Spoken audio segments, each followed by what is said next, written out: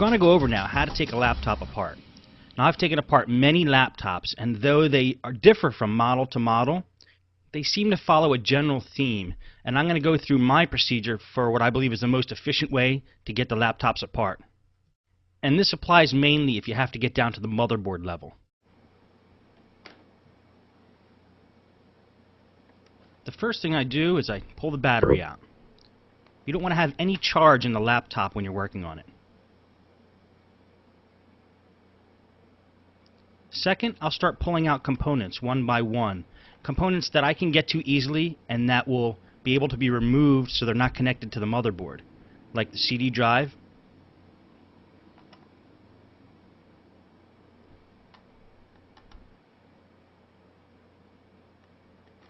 and here I'm getting to the RAM.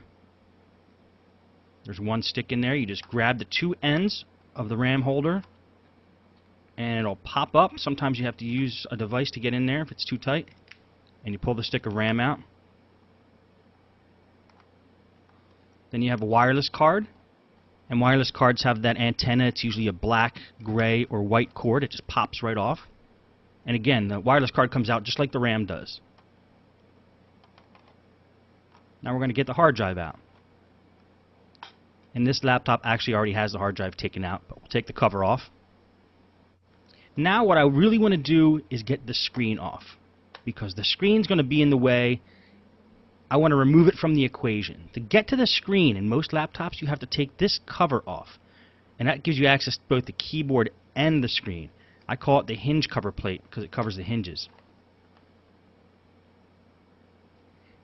And the way to get that off is usually to just pry it off, unless it's held in by screws, and that's why I turn the computer over.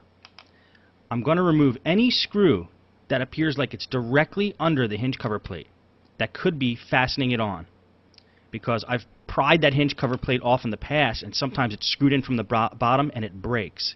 So rule number one, if you have to force anything off of these laptops, stop what you're doing. It's probably going to break. So I just play it safe and remove all the screws that could possibly be holding that hinge cover plate on. And the only way I'll be able to tell is when I go to attempt to take the hinge cover plate off. So just lining it up. I lined up how big that hinge cover plate is, and I'm just removing any screw that's directly under that. And this computer actually has a lot of them. Most computers don't have this many screws directly under the hinge cover plate.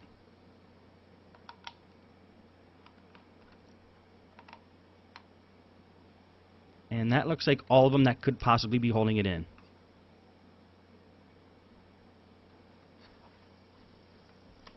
So now we flip it over, open it back up again, and now we attempt to remove the hinge cover plate, knowing that any screw that could possibly be holding it in is removed.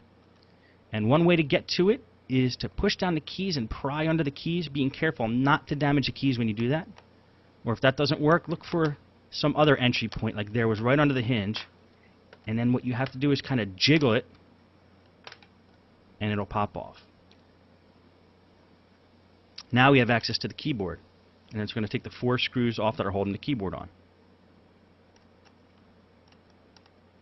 Now that hinge cover plate in some computers might have a ribbon cable attached to it, or might be fastened in a different way, but they're all generally about the same. It's kind of snapped in there, sometimes with and sometimes without screws holding it in. And keyboards, sometimes they have screws like they have in this one where I'm pulling them off now, and they always are attached by a wide ribbon cable that you just grab by both ends at the connector and pull it out. Now I'm disconnecting any ribbon cable I see. This is for the touchpad, because when I take the top plate off of this computer, that ribbon cable is still going to be connected unless I remove it right now. Now I have access to the screen, and this is the LCD cable I'm pulling off now. And these 2 wires here go to the wireless card.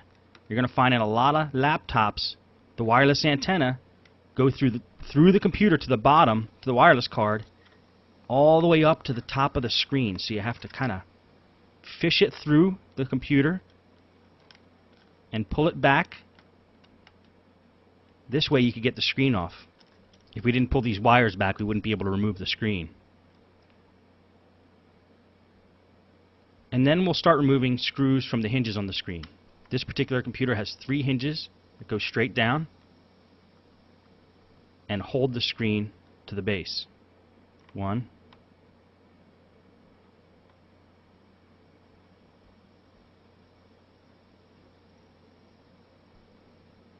and they're on pretty tight, which is a good thing. You want these screws to be tight on a computer because these are the ones that are holding the screen on. You don't want the screen to be flapping around. And then we'll pull the screws out of the other side. Now if you'll notice what I'm doing with the screws after I'm taking them out of the computer, I'm putting them loosely in certain piles so I remember where they go. And we're going to talk more about this at the very end of this video, so don't get too hung up on wondering what screws go back into the computer and what positions. We will address that because that's definitely a big question.